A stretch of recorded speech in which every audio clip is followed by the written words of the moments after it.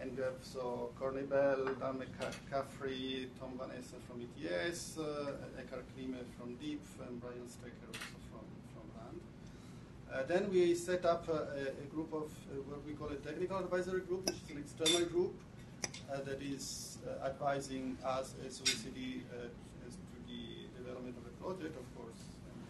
And they offer a lot of interesting feedbacks and comments, and we have a bunch of pretty renewed scholars in this field.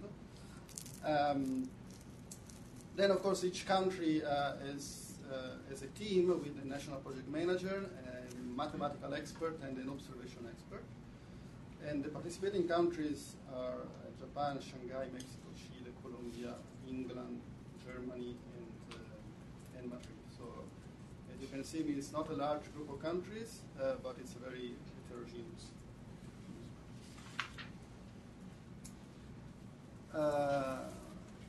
Okay, the current status of the project, we agreed on the common content, which will be quadratic equations. We had finalized the pilot questionnaires and test. And we have an initial draft of the observation and artifacts codes. We have a field manual, and we have the pilot underway, and the upcoming task will be second and then a third iteration of the observation protocols. Of course, we will need to analyze the data from the pilot in order to revise the instruments before the main start. Then we will have, of course, to collect the data to train the raters. So some more details about the how we came about with the TALIS video study conceptual framework. So the starting point, of course, was the TALIS framework. Then we combined the TALIS framework with the PISA framework and with an exercise that we did with participating countries, whereby we elicited their own conceptualization of good teaching. So what they believe, what they think constitutes good teaching. And out of this exercise, we try, of course, to put all the different pieces together, and we came out with 6 broad domains or constructs that we're going to measure through the videos, the artifacts, and the questionnaires. And the 6 major themes are classroom management, social-emotional support, richness of subject matter, scores, cognitive activation, and assessment strategies and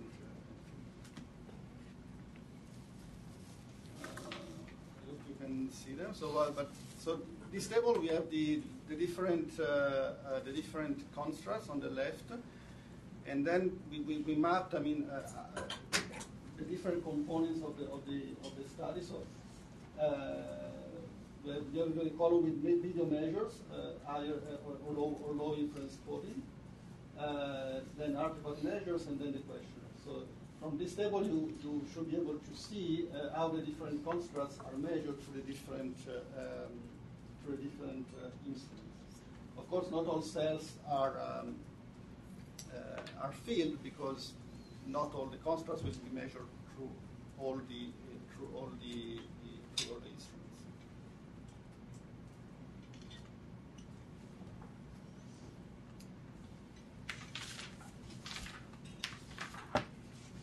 Okay, the observation protocols. The observation protocol will apply to videos and to artifacts. I will mainly talk about the videos, but so most of what I say about the videos will also apply ceteris paribus to the scoring of artifacts. So we are developing the protocol through an iterative and collaborative process. The first iteration took place just a couple of months ago in meeting that we had with all participating countries in Frankfurt. So the way we are doing it is we have these national project managers and the observation experts from the various countries that watch sample videos, try to score it using the rubrics and the tools that are available, and provide feedback. So it's very similar to the exercise that you are doing, like with the working group, if I understood correctly. So why do you think these constructs make sense in your country? Will it be easy to see? Is it going to matter for student learning, and so on and so And of course, we also have inputs from the technical evaluator. So why we are doing it this way? Because we think it's very important to build consensus and a common understanding of the tool, and most important is to manage countries' expectations. It can be sometimes a bit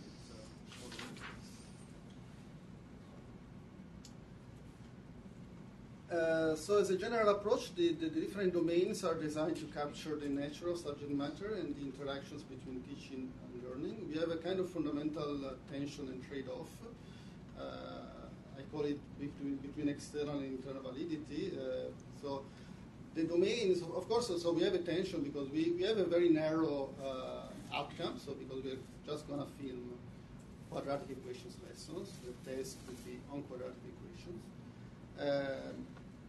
So of course countries say, well, are the results going to be generalizable? I mean, what are we going to learn about this entire project? Are we going to learn general lessons or something that only applies to mathematics or only to quadratic equations? So the domains are defined for teaching in general, but then all the rubrics, the examples, the anchors, etc. will need to be specific to quadratic equations. And we also have similar tensions in the questionnaires.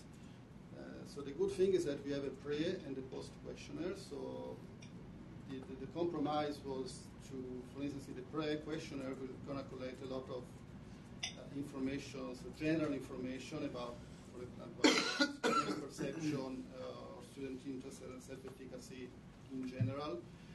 And then in the post questionnaire, we will ask more specific questions about the experiences that they had during the quadratic equations. So the 6 domains or constants are comprised of dimensions or components. They are synonyms to us, and those are kind of high inference codes.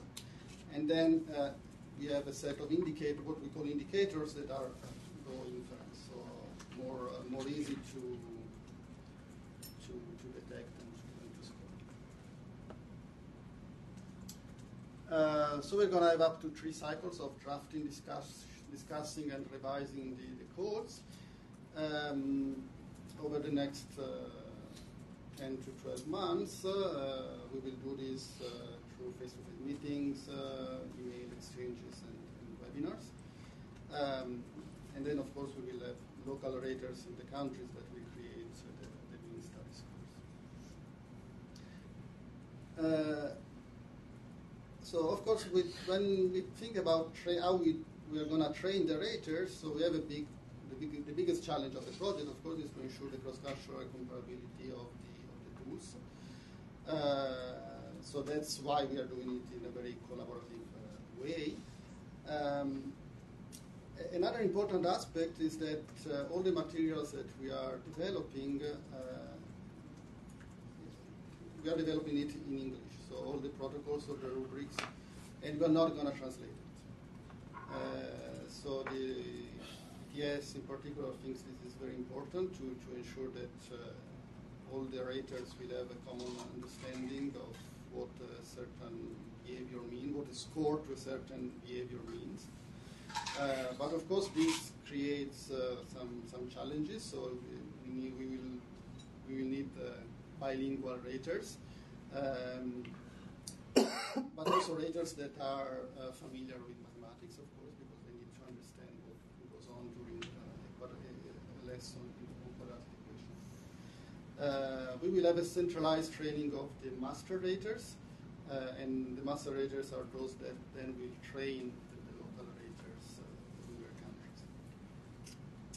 we're going to have 2 separate trainings for high and low inference codes. Sorry, can I just ask a question? Since it's a video study, can you maybe elaborate a little bit on why the decision was made not to just do all of the ratings centrally and do it in each country? Right, you could theoretically collect them all wherever you're based and have a multilingual group of people observe them. Yeah, well, the main issue, I think, is the feasibility of it. Is the practical feasibility of it. So we saw that having it decentralized would be easier for countries. then we have an issue that with the videos that you're going to use to train the raters, so all those videos will need to be subtitled and transcribed in English. In order to limit that, so we're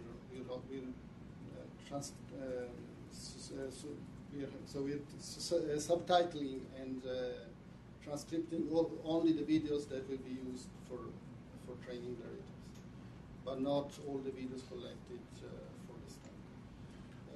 So hopefully, I mean, our objective is to only use the videos from the pilot to produce the training materials. We are not sure that there will be enough, so we're still not sure whether the videos we're going to collect from the pilot will contain all the range of practices and all the examples that we're going to need to create the anchors. But that's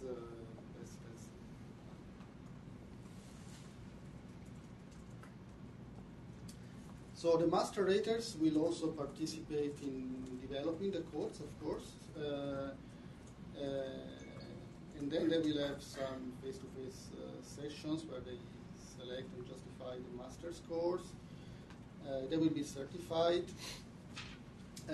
after 5 days centralized course.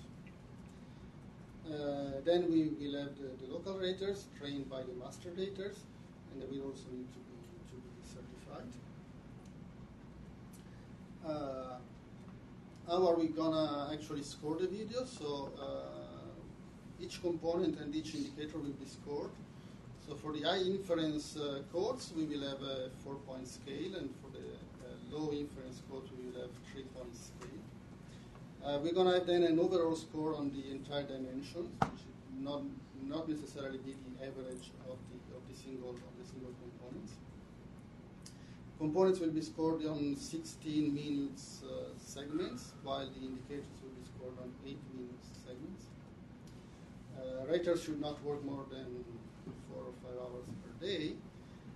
And then we have a number of quality control checks in place, so every video will be double scored.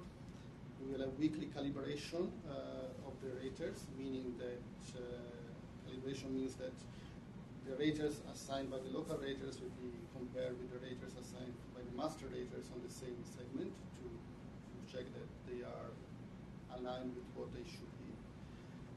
And then we have these validation videos, like without adding the local raters, we will insert randomly in the sequence of videos that the local raters have to score some videos that have already been scored by the master raters. So with the purpose of kind of monitoring close to real time how the local raters are doing. Some further guidelines for the scoring of the videos. So the raters should work with either higher or lower inference codes one at a time. They will view the video segment, they will take notes again in English. They can stop and start the video as they need. They can use the artifacts for clarification. They will assign scores in an Excel sheet. And so, of course, they should judge only the segment that they are scoring. They should focus on evidence, and they should minimize it.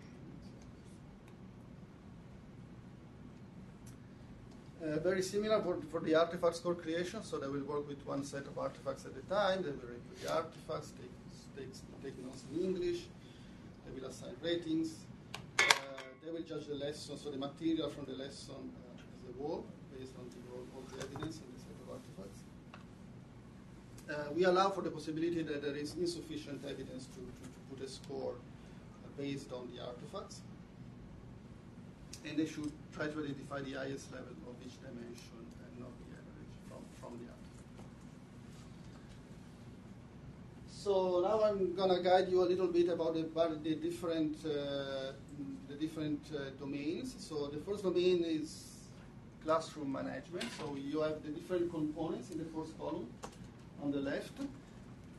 And then you have so a brief description of what a 1, a 2, a 3, and a 4 means for that particular component. So 1 means that the component is almost no or predominantly weak evidence of that behavior, two predominantly weak evidence, although there may be some appropriate evidence, three predominantly appropriate evidence, and four consistent strong evidence. So for the first domain, which is classroom management, we have a number of components, three of them. So we have routines. The classroom has routines for common managerial tasks, like passing out papers, getting into small groups, beginning the lesson, taking attendance. We have a monitoring component, meaning that the teacher monitors what is happening in the entire classroom, proactively addresses disruptions before they occur.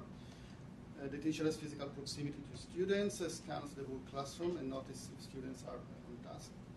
And then we have a third component, which is disruption. So the teacher quickly and effectively deals with disruption, including students' misbehavior, external interruptions, failures of technology, anything that can happen that disrupts instruction.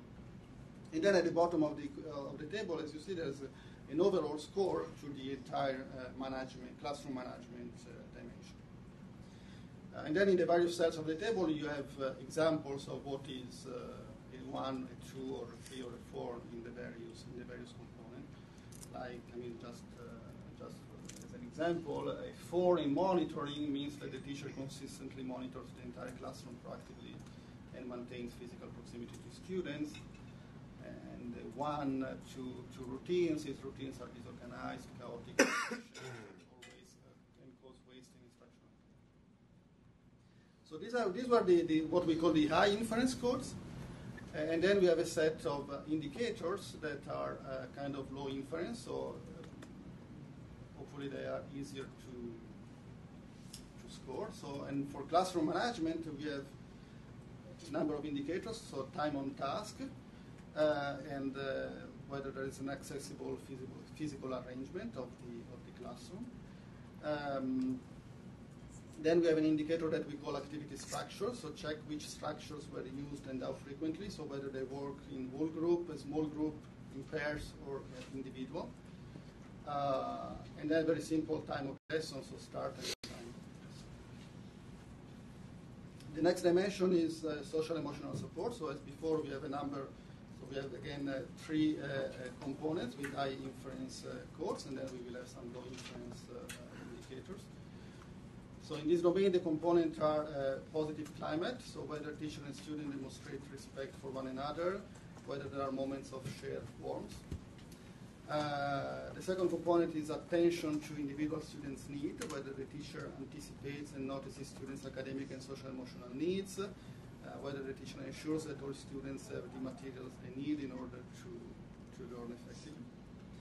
And the last component is support for persistence, so when students make an error or a mistake,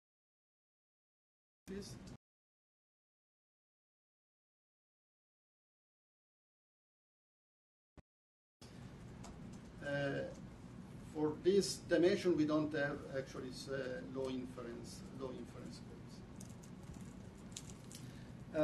The third dimension is richness of subject matter, which includes as component the explicitness of learning goals, the explicit connections among subject matter ideas, procedures, perspectives, representations, and explicit patterns and generalizations. So whether teachers or students explicitly look for patterns in their work together, whether they generalize from specific work to a more fundamental general concept.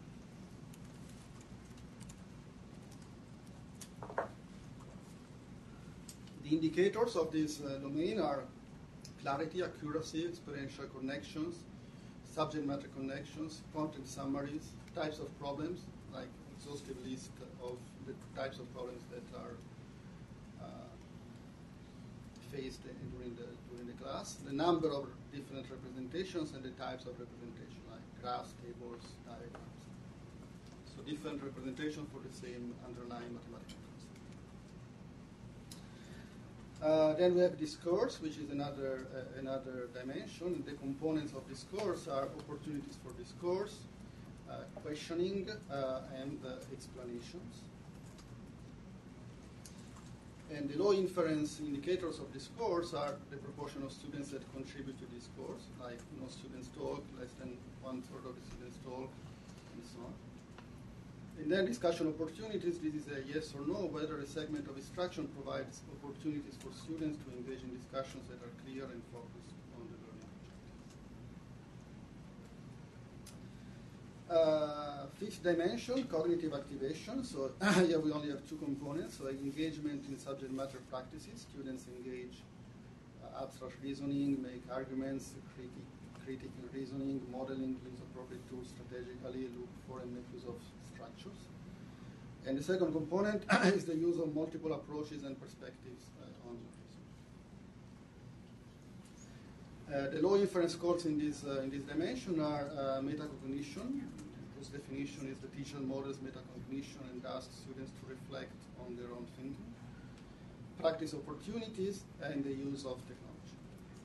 And then we also ask the raters to tell us the types of technologies that are used, like projector, smartboard, computer. The last domain is what we call assessment of and responses to student capabilities and understanding. So here the components are eliciting and noticing student thinking, teacher feedback, and adapting instruction to student understanding. And also for this, we don't have low inference. Then out of the last meeting of the technical advisory group, there was the suggestion to add further dimensions, possibly taking out one of the existing ones because they are already a lot. So there was the suggestion to have a dimension of on procedure. So the general comment was, okay, these are very nice features of very, very, very good teaching, but then in a normal class you might not be able to observe these very good teachers doing these very good things.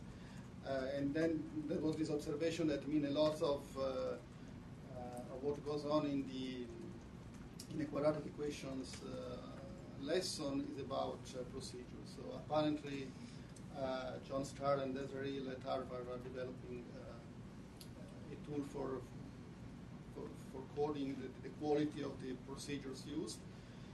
But unfortunately, I mean, in this iteration, we were not yet able to incorporate. Sorry, what do you mean by procedures? Procedures meaning like specific steps followed to teach quadratic equations? Yes. Okay. That's my understanding. Okay. I mean, I haven't seen any of this, so there was just this discussion. So yeah. Again, I'm also very curious to see how that can be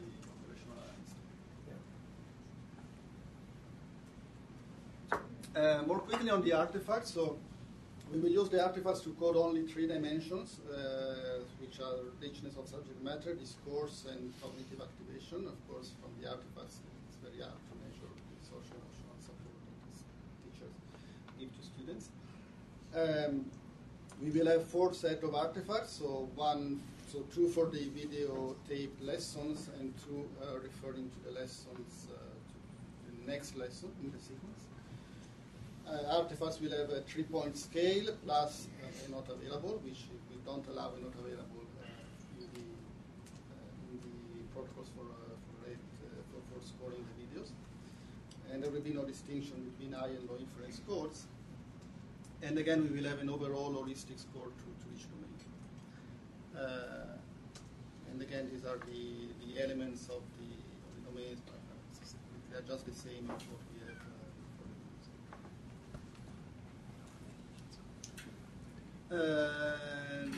Now I'm going to move briefly to what we measure through the test and questionnaires, because I think there are some interesting issues. No, it's good. Yes? Coming.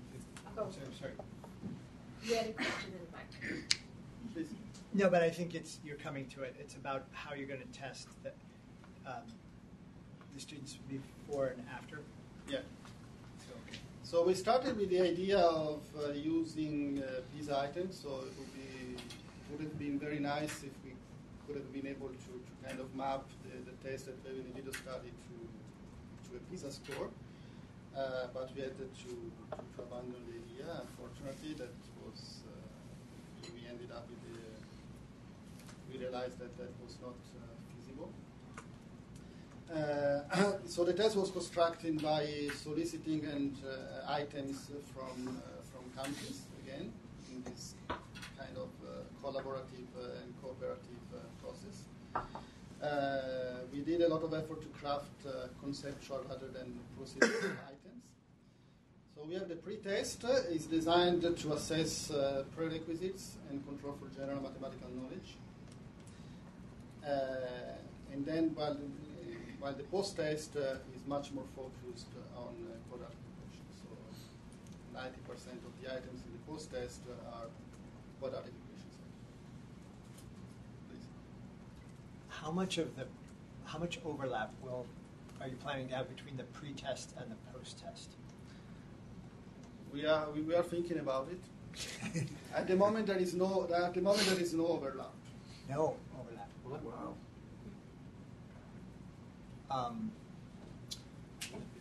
Why not? Well, I think one reason is that these are two tests that will take place very close to each other.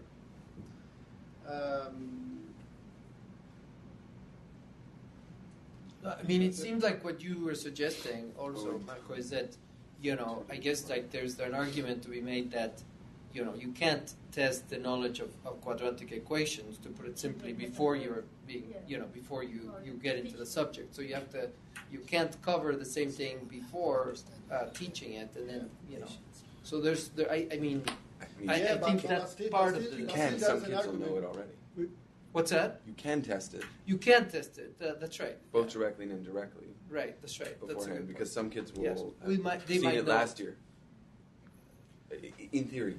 Right, or their parents Sure. Yeah, taught it exactly. to They them might have some- seen it. They might have seen it elsewhere, which is Yeah. one reason why you might want to put some quadratic equations item in the pre-test as well. Yeah. So here's what I would have thought, that you would identify the prerequisites for succeeding, on a set of items related to the quadratic equation, and you would look at the levels of knowledge before instruction and afterwards, both on the prerequisites and on using those prerequisites together to answer questions about the quadratic equation. So that then you would kind of have anchor items between the two tests. So you could have test security issues. That is like, but you could overcome those by not. If you had 12 prerequisites, you could use half of them, right, or use different half of them. But I think you might have a better assessment if you had some overlap between the pre and the post, especially built around the prerequisites. Thanks.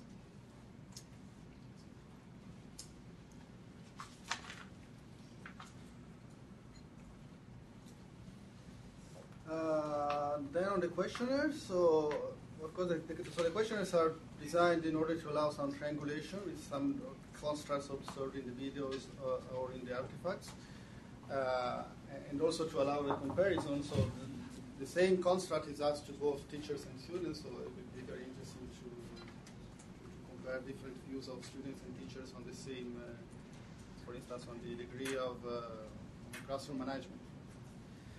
The constructs in the questionnaires will be aligned with what we have in the PISA and TALIS questionnaires. So if we measure the same construct, we use the same PISA and TALIS items. And as I said at the beginning, so we'll have a more general approach in the pre-test and a more specific approach to the quadratic equations and to what went on during the unit of quadratic equation in the post-test. Any other question on the video study?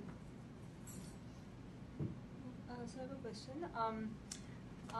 So I understand that there would be, pre-test and a post-test and like some training going on, for the trainers or the markers and raters. Yes. But I just wanted to ask, do you have anything planned for the teachers, since they would be marked or on this rubric, right? Mm-hmm. And they would be gauged against these parameters. Would there be anything to help them perform better on those indicators? Since what we have often observed is that they are raters go there and mark them on something, and then they do some analysis. But over time, if we want to see an improvement in teacher performance across these parameters, do we want to have some targeted, training for teachers across these areas so that they can perform better over time? Well, this is up to participating countries. So this is one possible use of the results of the study that some countries intend to do. Of course, we hope that they do not go and train the teachers before the study, which is something we cannot prevent, but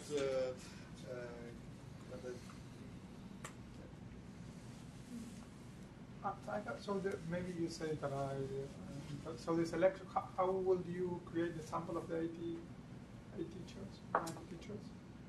We drew a random sample of teachers, allowing for a sample of schools. So schools are randomly drawn, and then we go to the school. We randomly draw teachers, and of course then we need the teachers' consent to participate.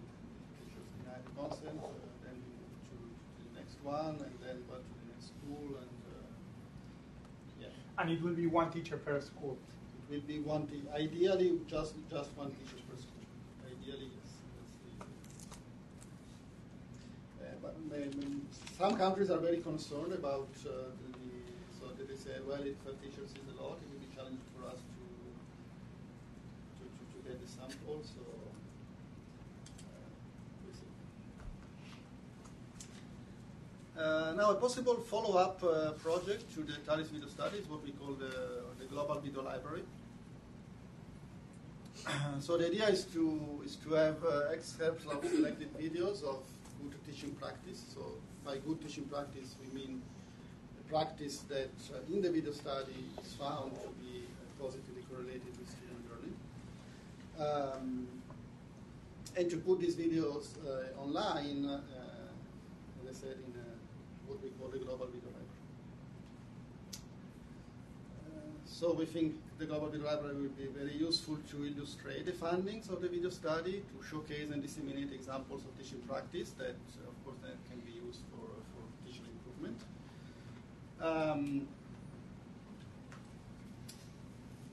And of course, I mean, these videos should capture the fact that teaching is a very complex and multidimensional thing. And hopefully, I mean, putting the videos online will spur emulation and self-reflection among practitioners.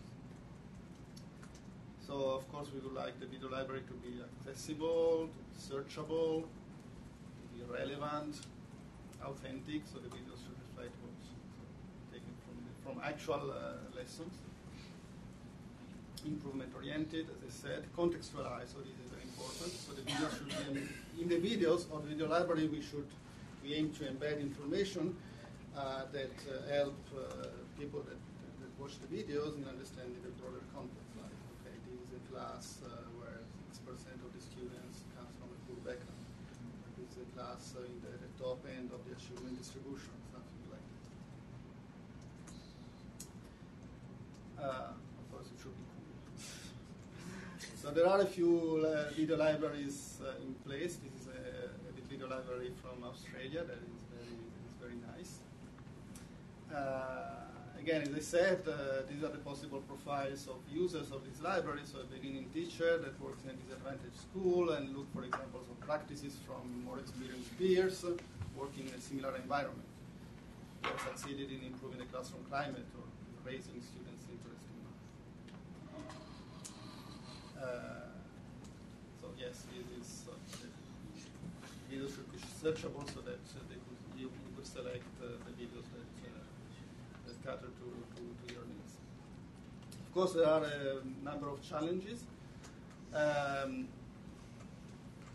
So countries are not do not appear to be very interested in this video library. So we are having a hard time in convincing countries to sign for this project.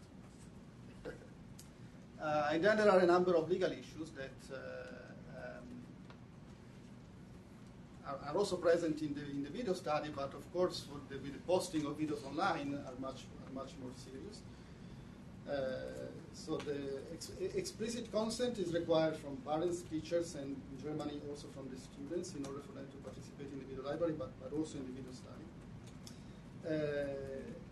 An important thing to consider is that participants have the right to ask cancellation of their data at any time for the video study and for the video library. So the practical implication of this is that you need to keep track of everyone. So countries are worried about the possible interference between the video study and the video library. So if you're trying to recruit teachers and students, it's already challenging. If you also add mention the possibility that maybe in the future your videos will be posted online, I will say, well, no way. So the way we are doing to overcome this is to have two separate consent forms, one for the video study and one for the video library, and possibly to administer these consent forms at two separate points in time. So you first recruit people for the video study, and then you go back to the school and say, well, do you agree that the videos could possibly be put online in the future? And we are very interested in, so we are also, of course, piloting these consent forms, and from the pilot we should get a better idea about the feasibility of the project. So, I mean, how many people actually give consent, because you will find that no one agrees to have the videos online, then, well, that's pretty much everything. Thanks a lot for your attention.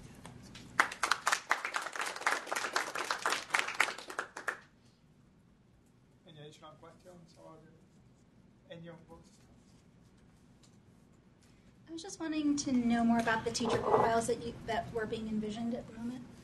So I just saw that there was an example of profile one being a beginning teacher, and I was imagining, like, I have some ideas about profiles, but I was just curious what has been discussed. In terms of the profile of beginning teachers that for the video library, you mean? Or? Yeah, so I was imagining that there might be different stages of teaching and development, and when they were talking about the teacher profiles, there might be a discussion about what good teaching looks at different phases within a teacher's career.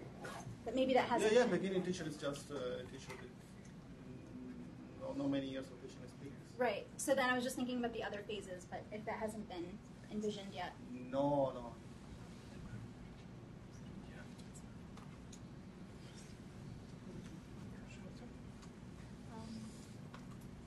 So do you plan to maybe, so you mentioned contextualizing the video library, but do you also plan to contextualize maybe the different, different aspects of the rubric for different countries, depending on the context? Because I think it might vary as to, what kind of evidence you might get from different countries. So for example, in some of them, they might be using technology in classes, while in others, they might be at a they might only be using some audio-visual aids, such as maybe chart papers only, or things like that. Yeah, of course, there are some domains in which ensuring the cross-cultural comparability of the instrument will be more challenging. So the first that comes to my mind is the social emotional support. I mean, I've seen a few videos. I mean, see the videos from Japan and the videos from Mexico. I mean, of course, the same behavior of teacher in different cultures can possibly mean different things. So this was discussed. Of course, it's something that we cannot settle. We cannot settle before actually trying with the actual videos and trying to score them. But we are open to the possibility that some constructs will be, say, country-specific.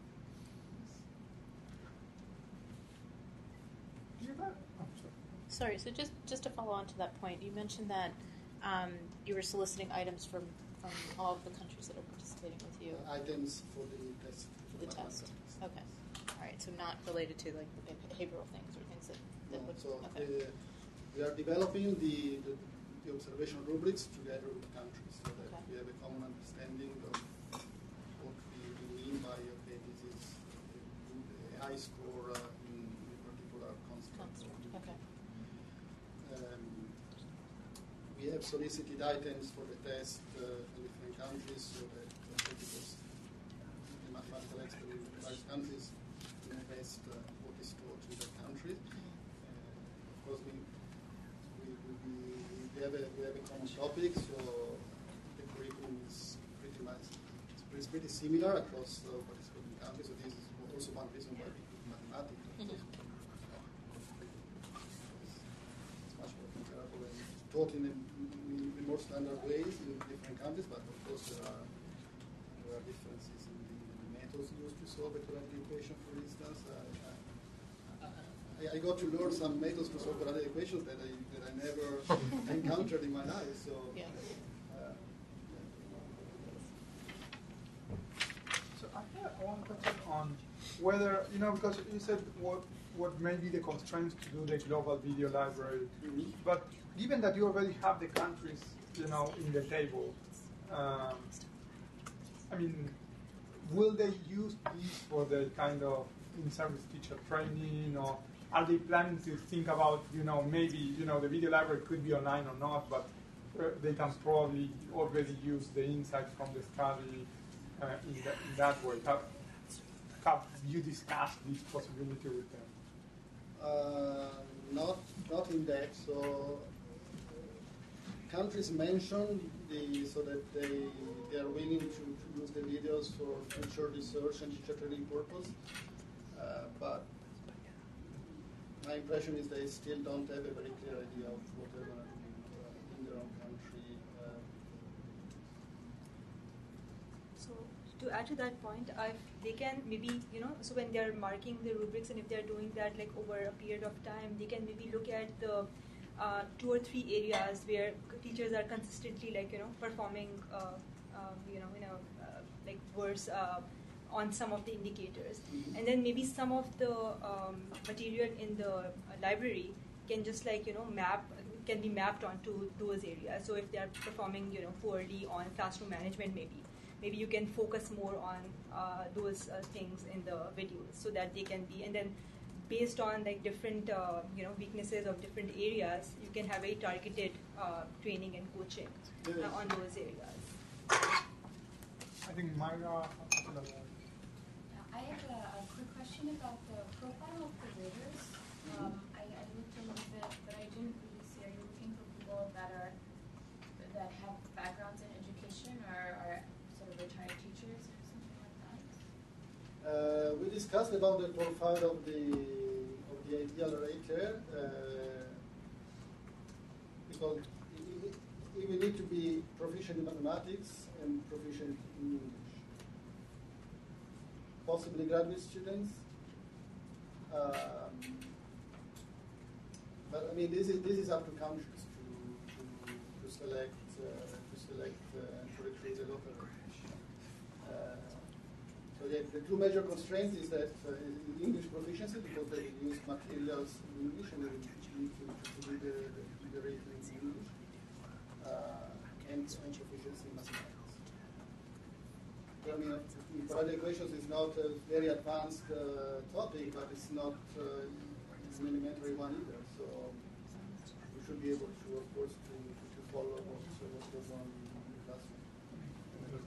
Good understanding of what the teacher is talking about. Thank you for the presentation.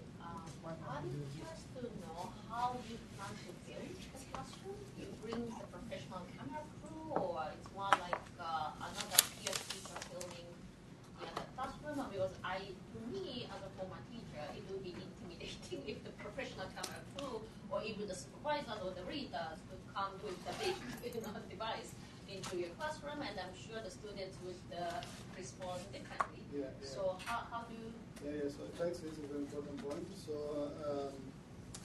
we will have an external technician that the countries will need to hire. But it does not need to be a professional videographer because it will only need to set up the kit.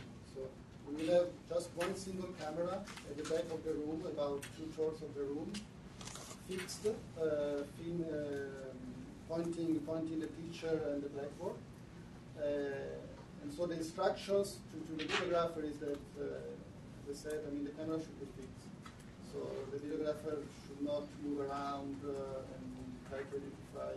So you don't capture the students themselves, only at the We capture some of the students, not all of them. We don't capture all of the students. We have one microphone for the teacher and one directional microphone in the middle of the room to capture what is being said, what goes on in the classroom. But we don't focus on individual students. It is very important also because we might have some students that do not give consent to participate in the videos. And the question is a big question, what do we do with them? So the current solution is that we put them at the back of the room so that they do not appear in the video. And at the same time, they don't miss the lesson. But you can always edit and put some mosaic. Someone doesn't want to be appear on the video. So to me, it's a bit strange to put some students at the back of the classroom just because of this video study. It's already a very unnatural setting. Yeah. And also, because I'm curious on this topic because we worked on some video study project in Vietnam. My friend Andy can speak more about it, but it's also about this sharing of the video clips.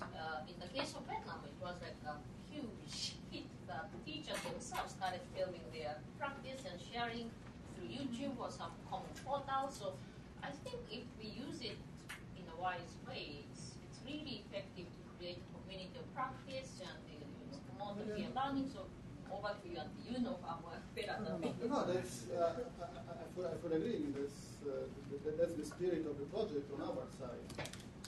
But as I said, countries are very concerned. They're very concerned. There are a number of issues, of legal issues related to the fact that these videos will move around the world, particularly because we have some European countries and European Union legislation is most restricted in the world in terms of sharing of personally identifiable information. There are a couple of countries in which national laws requires them to destroy the videos after the completion of the study, Germany and Chile. It's much more complicated than we thought it was. No, I do think that. I mean, we will see. We'll see because it's a big question mark. How many students will give consent? How many teachers will give consent? This we only know after the fact.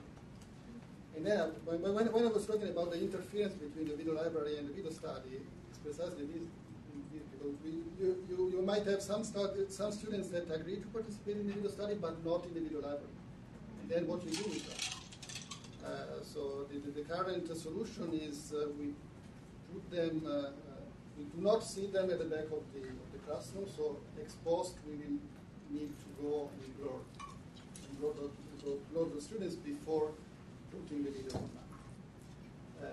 We are investigating with Microsoft. Apparently, there are new, very, very nice tools that allow to blur faces in a very quick and automatic way. Of course, that would help a lot. There's a free app that my child uses to edit video and to, have the blurry.